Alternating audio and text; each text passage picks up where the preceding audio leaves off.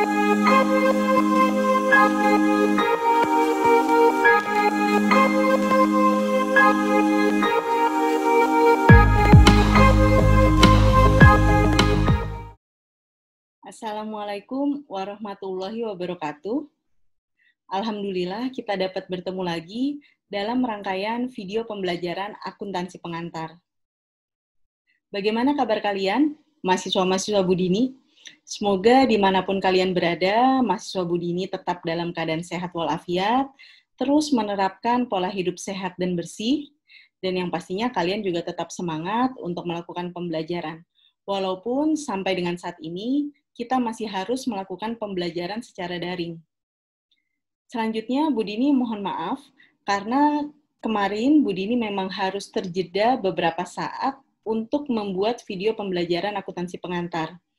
Budini harus mengikuti Diklat Pendidikan Latihan Dasar CPNS yang berlangsung selama 14 hari. Alhamdulillah sekarang sudah selesai, dan Budini bisa kembali melaksanakan tugas dan juga kewajiban Budini untuk mengajar mata kuliah akuntansi pengantar. Nah, Budini sampaikan ke seluruh mahasiswa Budini dimanapun kalian berada, bahwa video pembelajaran ini masih termasuk dalam video pembelajaran untuk pertemuan kedua mata kuliah akuntansi pengantar dengan bahan kajian persamaan dasar akuntansi. Kalau di beberapa video part-part sebelumnya, kita sudah membahas materi terkait bukti transaksi keuangan, membahas materi terkait konsep akun. Nah, khusus pada video pembelajaran kali ini, kita akan masuk ke dalam materi persamaan dasar akuntansi sebagai suatu konsep. Nah, tapi sebelum kita masuk ke materi konsep persamaan dasar akuntansi, Budini ingin merefresh, mereview, dan juga merecall kembali pengetahuan kalian terhadap materi-materi sebelumnya. Jadi Budini akan melakukan mini quiz pada video pembelajaran kali ini, ya. Mini quiznya Budini meminta kalian untuk melatih imajinasi kalian, ya.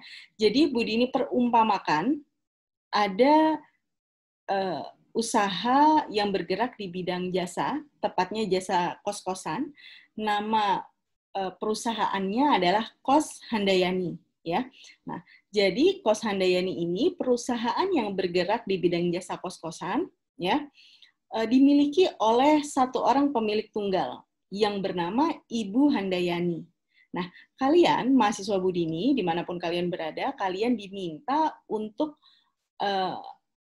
menuliskan, ya, kalian silakan mengimajinasikan ketika Kos Handayani itu melakukan kegiatan operasionalnya, akun-akun apa saja yang dibutuhkan, yang dimungkinkan muncul dalam melaksanakan kegiatan operasional Kos Handayani.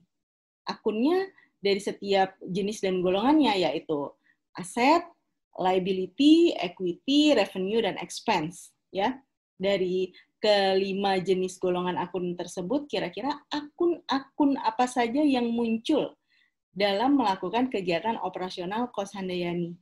Silahkan kalian tulis jawaban kalian pada kolom komentar di bawah video pembelajaran ini, ya. Kalian tulis dengan format seperti biasa, kelas underscore nama underscore NIM underscore jawaban. Jawabannya nanti dirinci. Aset untuk Kos Handayani terdiri dari akun apa saja, baik current asset maupun fixed asset. Begitu juga dengan liability untuk Kos Handayani, akunnya apa yang dimungkinkan muncul. Begitu juga dengan equity untuk Kos Handayani, akunnya apa. Revenue dan expense untuk Kos Handayani, akun-akun yang dimungkinkan muncul dalam rangka pelaksanaan kegiatan operasional oleh Kos Handayani.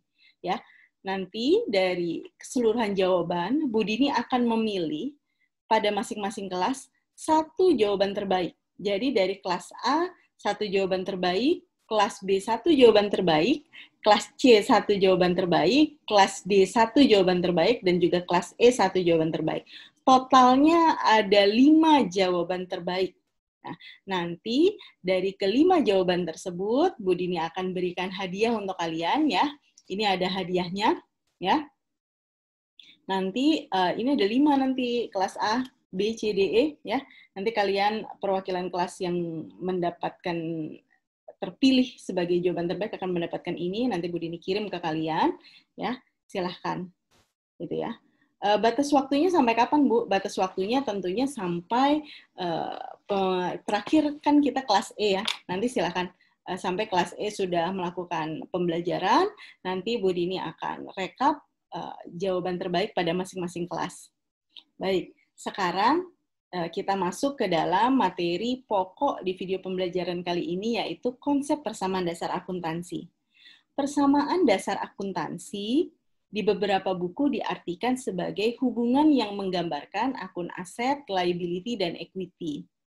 Ada juga buku yang menguraikan definisi dari persamaan dasar akuntansi sebagai hubungan akun yang menggambarkan kondisi keuangan perusahaan. Nah, selanjutnya kita mengacu kemana, Bu? Semua definisi-definisi tersebut benar, gitu ya. Karena definisi tersebut ya memang konsep dari persamaan dasar akuntansi yaitu hubungan akun, aset, liability, dan equity yang menggambarkan kondisi keuangan perusahaan.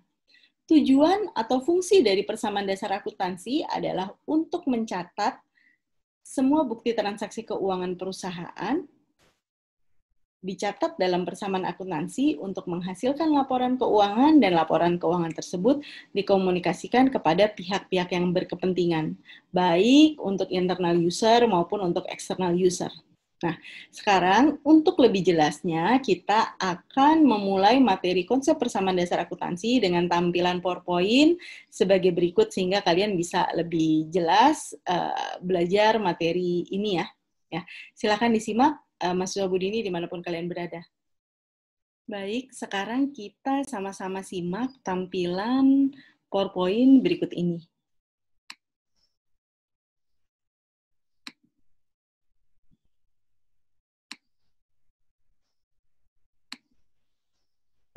Sudah tampil di layar kalian masing-masing, ya, sebagaimana tadi yang Bu Dini sampaikan bahwa persamaan dasar akuntansi merupakan hubungan yang menggambarkan akun-akun yang mencerminkan kondisi keuangan perusahaan, yang dirumuskan dalam formula aset sama dengan liability plus equity.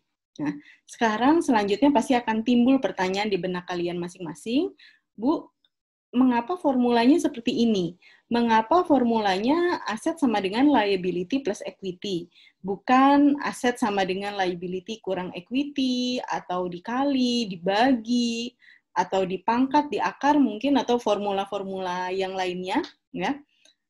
Dan mengapa juga akun-akun yang terlibat dalam persamaan dasar akuntansi hanya 3 akun, sedangkan revenue dan expense tidak terlibat. Nah, sekarang kita akan jawab pertanyaan-pertanyaan tersebut satu persatu. Kita bisa lihat slide berikut ini. Ya, jadi akun aset bersumber dari liability plus equity. Ya, jadi sumber dari akun aset adalah liability plus equity. Mengapa demikian, Bu? Ya, sekarang kita simak perumpamaan kasus berikut ini. Ya, untuk menjalankan operasional perusahaan, Mr. X memiliki modal 100. Ya, dari modal 100 tersebut, untuk menjalankan perusahaannya, selanjutnya Mr. X mendistribusikan untuk membeli berbagai macam aset. Mr. X membeli supply sebesar 30, membayar prepaid rent, sewa dibayar di muka sebesar 20, terus membeli equipment sebesar 40, dan sisanya ada dana cash tunai di keep untuk uang cash sebesar 10. Inilah yang membuktikan bahwa adanya rincian aset-aset tersebut berupa cash, supply, prepaid rent, dan equipment itu karena ada modal sebesar 100.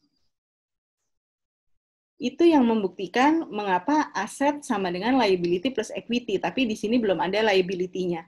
Kita lihat slide yang berikutnya, ya.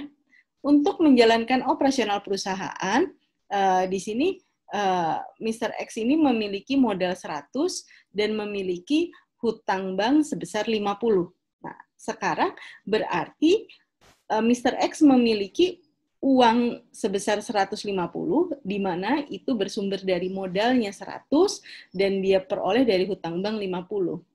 Uang sebesar 150 ini selanjutnya didistribusikan untuk belanja aset dalam bentuk supply, prepaid rent, equipment, sekarang bisa tambah beli mesin sebesar 50 dan sisanya uang cash sebesar 10. Ya, inilah yang sekali lagi membuktikan bahwa adanya aset tersebut mulai dari cash, supply, prepaid rent, equipment dan juga mesin itu karena ada modal dari pemilik dan juga hutang bank.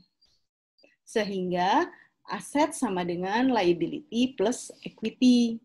Nah, sekarang revenue dan expense bagaimana, Bu? Nah, sekarang kalau kalian ingat, di awal dulu ketika kita belajar konsep akun, ada akun real atau real account, ada nominal account. Revenue sama expense merupakan akun-akun yang termasuk dalam golongan nominal account. Nominal account itu maksudnya adalah akun-akun yang timbul dalam kegiatan operasional dan pada saat akhir periode, akun revenue dan expense dikalkulasi dan selisihnya itu masuk ke dalam equity. Nah, jadi sebetulnya akun equity itu di dalamnya sudah terintegrasi revenue dan expense pada akhir periode. Mungkin agak sulit kalian membayangkannya ya. Nah, sekarang di sini kita lihat equity. Equity itu bisa bertambah, increase, karena ada tambahan modal dari pemilik dan juga karena ada tambahan pendapatan. Dan equity bisa berkurang ketika ada pembagian atau share kepada para pemegang saham kalau perusahaannya berbentuk corporation, dan juga karena berkurang, decrease, karena adanya pengeluaran-pengeluaran untuk membayar expense. Jadi, walaupun kita kembali lagi ke dalam persamaan dasar akuntansi ini, aset sama dengan liability plus equity, tidak ada revenue dan expense. Revenue dan expense adalah akun nominal yang pada akhir periode dicari selisihnya, dan selisihnya itu dimasukkan ke dalam equity. Nah, kalau di bukunya Wigan, Kimmel, dan Kiso, ya, persamaan dasar akuntansi selanjutnya diperluas ya. Itu ada basic equation yang di tabel itu, basic equation aset sama dengan liability plus equity. Ya. Tapi untuk perusahaan yang bentuknya perseorangan atau perusahaan proprietorship, expanded equation-nya itu dipecah. Dipecahnya dalam artian equity, itu di dalamnya ada owner's capital, si Mr. X capital tadi itu, modal pemilik, owner's drawing, penarikan, kalau di buku-buku bahasa Indonesia dia disebut dengan prefer itu tulisannya, sama revenue dan expense. Nah, jadi dalam expanded equation ini bisa menjawab kenapa dalam persamaan dasar akuntansi revenue dan expense tidak terlibat. Bukannya tidak terlibat, sangat terlibat. Tetapi karena kita sudah belajar akuntansi, ya, keterlibatan revenue dan expense itu terintegrasi pada akhir periode ke dalam equity. Gitu. Bu, kenapa di owner's equity itu ketika di expanded itu revenue menambah, expenses berkurang? Ya karena ini tadi revenue itu ada merupakan kan penghasilan untuk kita. Kita mendapatkan pendapatan berupa penghasilan jasa, menambah equity kita, menambah ekuitas atau modal kita. Tetapi untuk expense kan kita kan melakukan pembayaran. Nah, gitu ya. Itu makanya mengurangi owner's equity-nya. Kalau owner's drawing, jelas owner's drawing itu adalah pengeluaran juga sama seperti expense, tapi dia berbeda karena dia tujuannya untuk kepentingan pribadi pemilik. Jadi, kalau kalian ingat, di awal, ketika kita belajar akuntansi, itu harus ada pemisahan keuangan antara pemilik dengan perusahaan. Tetapi pemilik boleh mengambil uang perusahaan untuk kepentingan pribadinya, tapi menggunakan akun khusus, yaitu owner's drawing. Sehingga pada akhir periode ketika kita mau melakukan analisis perusahaan kita itu sebenarnya bagaimana sih kondisi keuangannya? Oh, ternyata kita terlalu banyak melakukan owner's drawing untuk perusahaan kita, sehingga perusahaan kita jadi sedikit gitu ya return-nya. Oh, itu kan bisa menjadi koreksi buat kita. Itu karena tujuan dari akuntansi yaitu untuk memberikan informasi keuangan, kan gitu ya. Jadi ini di tampilan slide ini diperjelas basic equation dan expanded equation untuk perusahaan proprietorship ya. Nah, sekarang untuk perusahaan yang corporation di sini agak lebih luas lagi nih expanded-nya ya. Jadi kalau kita lihat di atas itu masih yang basic, yaitu aset sama dengan liability plus equity ya. Nah, tapi kita udah belajar di konsep akun kemarin bahwa equity untuk corporation itu terdiri dari dua, yaitu saham dan juga laba ditahan. Nah, itu kalau masih agak-agak belum melekat dan menjiwai, harus baca lagi saham itu apa, laba ditahan itu apa, tonton lagi video sebelumnya gitu ya. Nah, selanjutnya ya, dari basic equation aset sama dengan liability plus equity, equity untuk corporation itu dipecah menjadi dua, memang seperti itu konsepnya gitu. Nah, laba ditahan inilah yang selanjutnya kita pecah menjadi 3, ada revenue, expense, dan dividen. Kenapa dipecahnya di laba ditahan, Bu? Bukan di saham. Di saham itu nggak bisa diotak-atik, karena itu kan investasi dari para pemegang saham. Nah, kalau laba ditahan, itu memang bisa diotak-atik. Kenapa bisa diotak-atik? Karena itu kan berasal dari hasil kegiatan operasional yang memang dibagikan kepada para pemilik pemegang saham. Seperti itu ya. Jadi apapun bentuk perusahaannya, persamaan dasar akuntansinya tetap sama, yaitu aset sama dengan liability plus equity. Hanya saja ketika kita masuk ke equity, untuk perusahaan proprietorship, partnership, dan corporation masing-masing berbeda untuk expanded-nya. Karena karakter equity untuk masing-masing bentuk perusahaan itu pun berbeda-beda. Nah, inilah mahasiswa-mahasiswa Budini yang perlu kalian ketahui terkait konsep persamaan dasar akuntansi. Dan inilah yang dijadikan modal untuk kalian untuk menyelesaikan kasus-kasus persamaan dasar akuntansi pada video pembelajaran berikutnya. Ya, demikian dari Budini. Ya, silahkan kalian pelajari kembali. Mungkin apa yang Budini sampaikan terlalu cepat. Silahkan kalian tonton kembali video ini, kalian ulang-ulang jika memang pembicaraan Budini terlalu cepat, dan jika ada pertanyaan, silahkan kalian tulis di kolom komentar di bawah video pembelajaran ini, atau kalian juga bisa menuliskan pertanyaan kalian di komentar di kolom Google Classroom, atau juga di WA Group yang memang sudah tersedia untuk masing-masing kelas. Ya, demikian yang bisa Budini sampaikan terkait materi konsep persamaan dasar akuntansi. Kita ketemu lagi di video pembelajaran yang selanjutnya, materi yang masih langsung bersambung dari materi ini, yaitu kita sudah melakukan analisis transaksi keuangan ke dalam persamaan dasar akuntansi. Demikian dari Budini, terima kasih. Selamat belajar, mahasiswa-mahasiswa Budini, dimanapun kalian berada. Wassalamualaikum warahmatullahi wabarakatuh.